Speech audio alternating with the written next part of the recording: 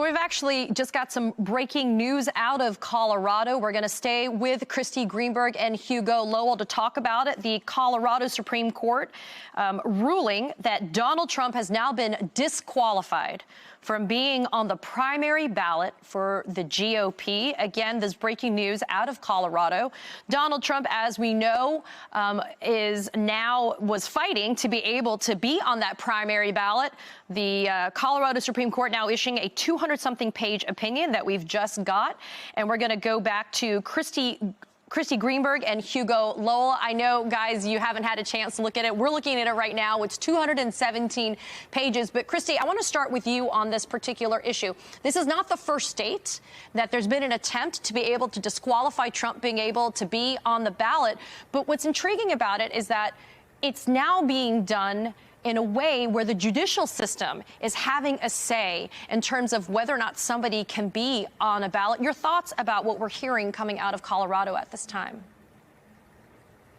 Well, it is an interesting decision because the Colorado District Judge, Sarah Wallace, last month, when she made her decision, she had a really puzzling decision where she found, based on the evidence, that Trump had engaged in insurrection, but essentially said, well, Section 3 of the 14th Amendment, it doesn't apply to presidents. He's not an officer such that it applies to him, which was a really odd result. So when that was appealed, I think a lot of people had been scratching their heads and thought the appeal was appropriate. And, you know, I haven't read the basis of this, but it sounds like at least the Colorado Supreme Court said no. Actually, if he engaged in insurrection, yes, he is an officer, and the 14th Amendment would apply to him. It would be a perverse result otherwise to have it apply to members of Congress and others in lower elected officials and not to the President of the United States. So it sounds like Colorado Supreme Court got it right in finding that this should apply to the president and presumably determines that the factual findings of the district court in finding that he engaged in the insurrection were upheld. So it is a result that is interesting. It is a result that seems like the right result. The big question will be whether or not it holds, because this is surely going to the U.S. Supreme Court, and I have a lot less confidence that the U.S. Supreme Court will decide that Donald Trump should be disqualified from the ballot, given that conservative majority on that court.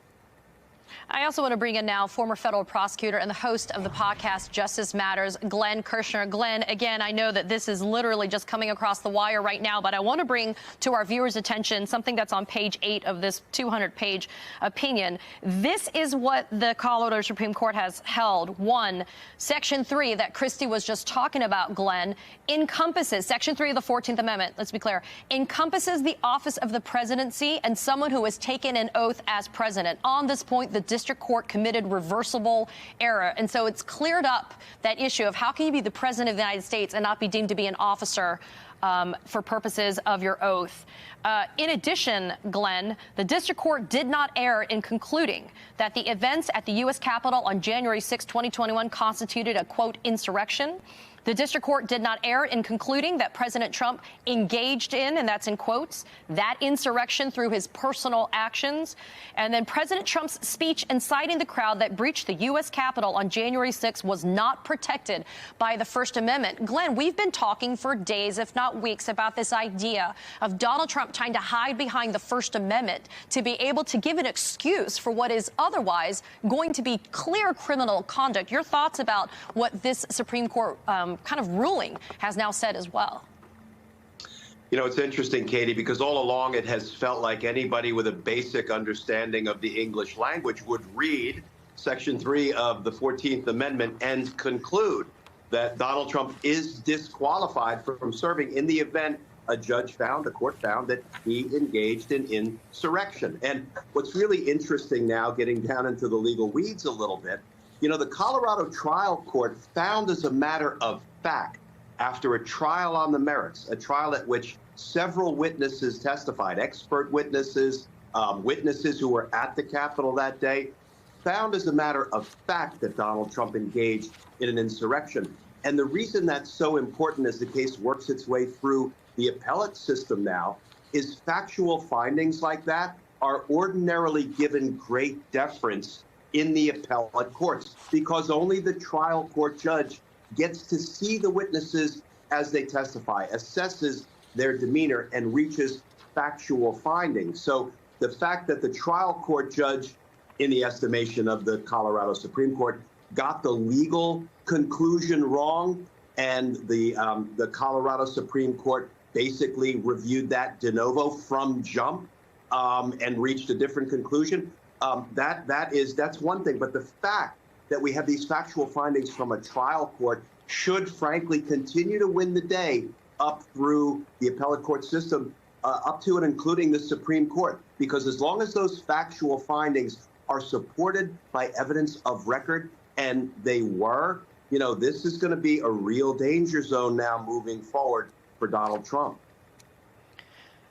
So, Hugo, I think we have Hugo still, right? Hugo, I want to read something to you that we also found here. It says, the sum of these parts is this: President Trump is disqualified from holding the office of president under Section 3. Because he's disqualified, it would be a wrongful act under the election code for the secretary to list him as a candidate on the presidential primary ballot. We do not reach these conclusions lightly. We are likewise mindful of our solemn duty to apply the law without fear or favor and without being swayed by public reaction to the decisions that the law mandates we reach.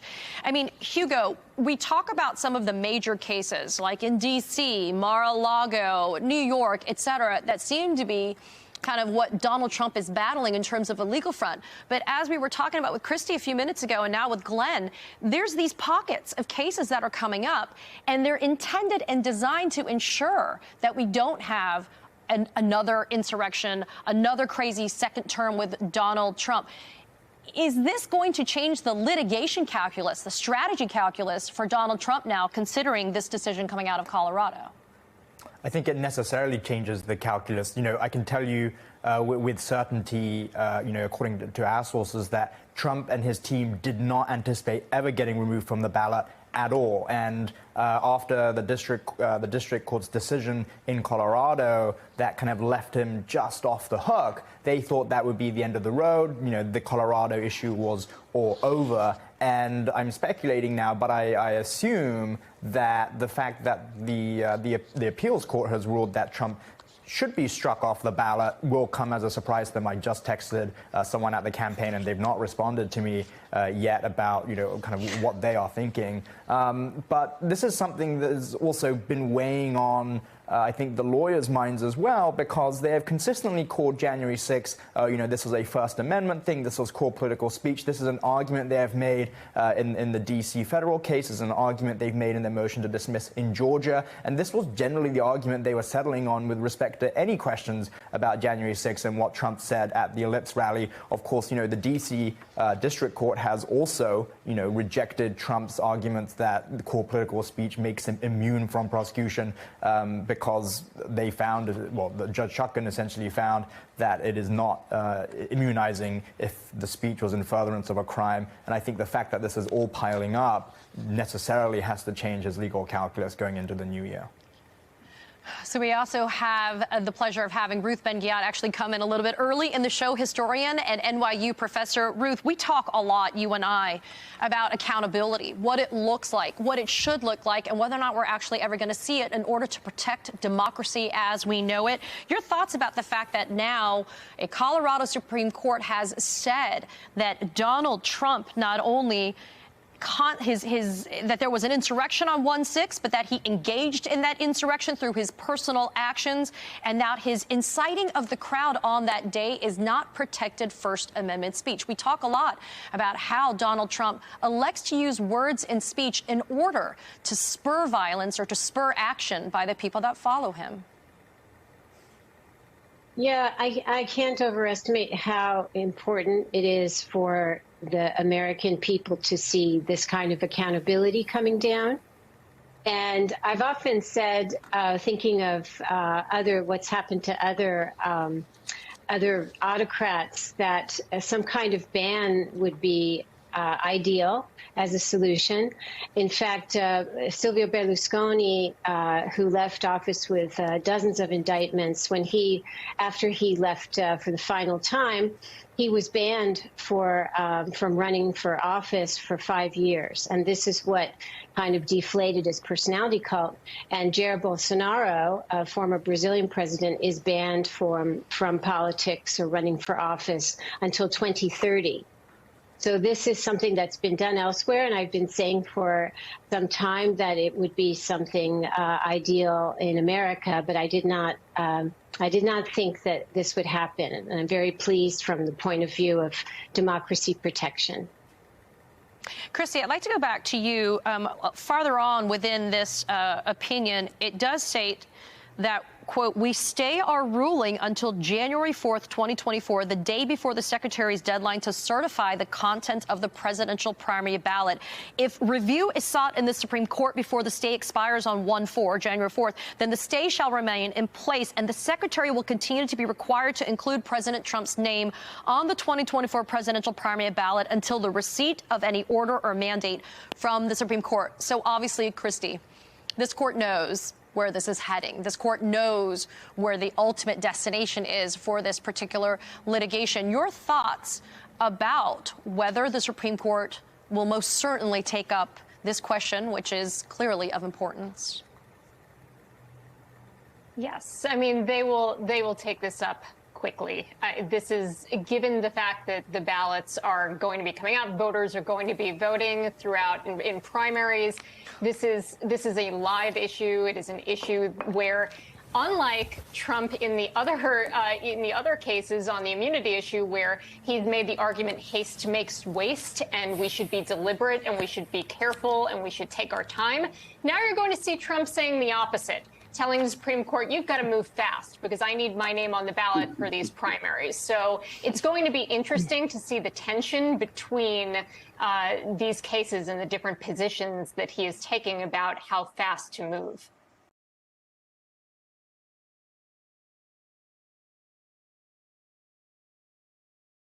They have just tried to bar President Trump from the Colorado ballot using an unconstitutional maneuver that is a bastardization of the 14th Amendment to our U.S. Constitution.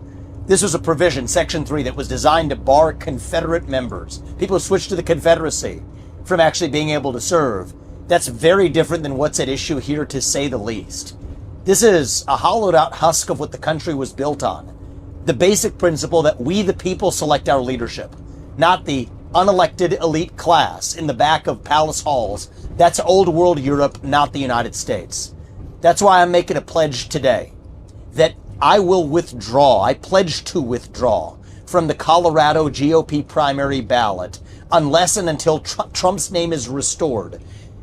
And I demand that Ron DeSantis and Chris Christie and Nikki Haley do the same thing, or else these Republicans are simply complicit in this unconstitutional attack on the way we conduct our constitutional republic. I refuse to be complicit in that. I think what they're doing is wrong, and I think it's up to Republicans to step up and stand up with a spine for our country's future. That's really what's at stake, whether we, the people, actually have a say in deciding who leads this country. Yes, it would be easier for other Republicans like me who are running in this race to say, hey, if Trump is sidelined, there's our opportunity. No doubt other candidates are probably privately celebrating with their corporate sponsors. That's not the right thing to do. I think the most useful thing that every GOP candidate can do right now is to join me in that pledge.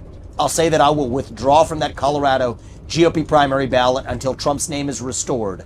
This belongs to the people, not to the unelected Democratic cabal of judges in Colorado or any other state. And I demand that Ron DeSantis and Nikki Haley and Chris Christie do the same thing, or else they're complicit in what this security state is trying to do to shut down Trump. I stand by that, and I expect them to do the right thing. So I had to hack my way onto this frequency. This better be critical, Wheeling. Sir, come on, when is it not? Please. Okay, couple of things. I'm running low on the dough. I was thinking about taking a couple of months sick leave, maybe starting today. And oh yeah, I intercepted a transmission from Megatron. Then send it through. Yes, sir, right away, sir. And so I'll assume that we're good on the other stuff. This is your last warning, insects. Relinquish what remains of the Allspark. So who's the insect? You? What? Who's the insect? Protect you. They were defeated on our world, and we will defeat them here. This was just a diversion! Security, please bring up. Rabbit, she's already inside. Deeds! Give me an update on that reserve. What's readiness? What was his name? Evac, sir. Right, evac.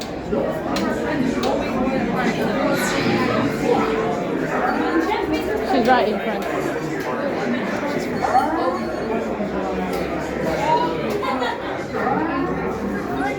We are facing a heavy, sustained attack. They appear to be after the All-Star aircraft. General! General! We need to evacuate immediately. Evacuate!